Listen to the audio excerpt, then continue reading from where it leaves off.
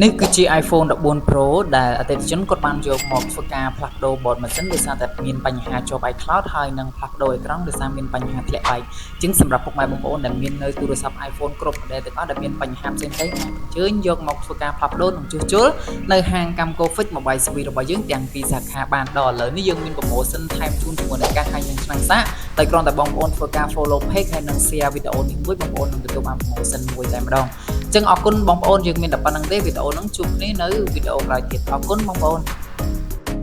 បញ្ហាទាំងអស់នេះឈប់អារម្មណ៍ទៅបងប្អូនអាចអញ្ជើញមកទទួលសេវាកម្មជួសជុលនិងផ្លាស់ប្ដូរនៅហាងកម្ម Cofix Mobile Service របស់យើងបាន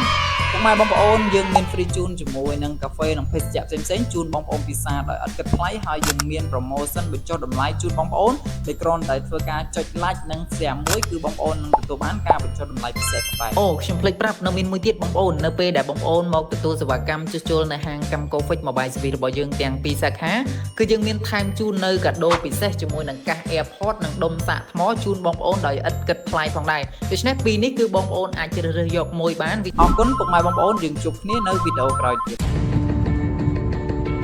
កម្ម Cofix មជ្ឈមណ្ឌលជួសជុលស័ព្ទដៃទំនើបធានានូវគុណភាពតម្លៃសមរម្យសេវាកម្មរហ័សទាន់ចិត្ត